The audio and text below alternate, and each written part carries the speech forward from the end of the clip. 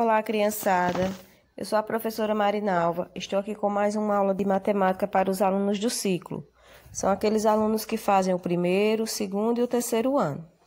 Semana passada, nós começamos a estudar as medidas de comprimento. Entre elas, estudamos as medidas de comprimento não convencional, que são aquelas medidas que a gente pode utilizar uma parte do corpo ou um objeto para fazer medições. A gente pode citar como exemplo, revisando a aula passada, o palmo, a pegada, o passo, a polegada. A gente poderia utilizar também um pedaço de barbante, um cordão, para fazer algumas medições do dia a dia. Antigamente, as medições eram feitas dessa forma. Mais para frente foi que se aprofundou e apareceu os elementos de medida. Então, hoje a gente vai estudar o metro, o centímetro e o milímetro. Com as mudanças no modo de vida e as novas necessidades, o ser humano criou instrumentos para medir comprimentos com maior precisão, e as unidades de medidas passaram a ser padronizadas. Algumas dessas unidades de medidas de comprimento são o metro, que o símbolo é M, o centímetro, cujo o símbolo é cm, e o milímetro, cujo símbolo é mm. A gente percebe que o metro é a unidade de medida padrão, e temos aí outras unidades que são menores do que o metro. Então, 10 milímetros corresponde a 1 centímetro, e 100 centímetros é que corresponde a 1 metro. Veja aí alguns instrumentos usados para medir comprimentos.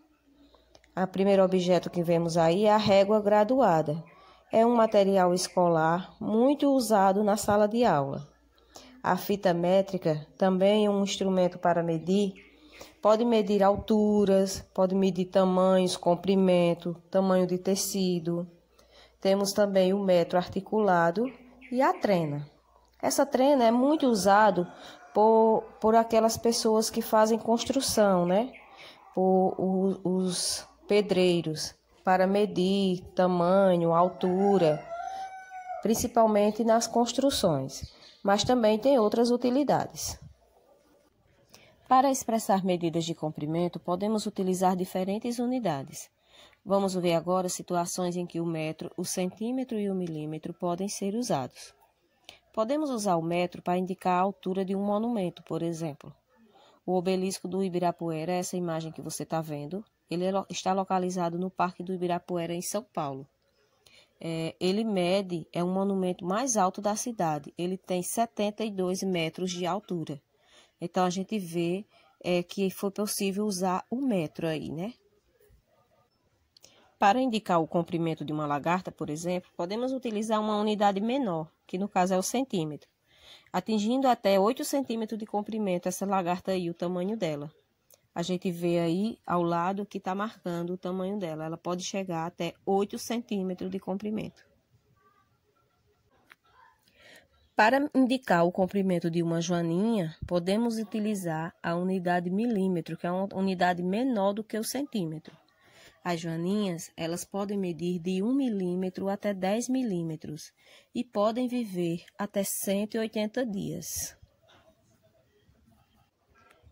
Então, essa foi mais uma aula nossa sobre medidas de comprimento. Aprendemos um pouco hoje sobre o metro, o centímetro e o milímetro, né? E vocês vão receber das professoras atividades através das páginas dos livros, nos grupos de WhatsApp, e dizer que eu acredito no seu potencial, que nós, através da nossa educação, da nossa fé, vamos conseguir vencer mais esse obstáculo que é essa pandemia. Certo? Fiquem com Deus, um grande abraço e até a nossa próxima aula na semana que vem. Parou?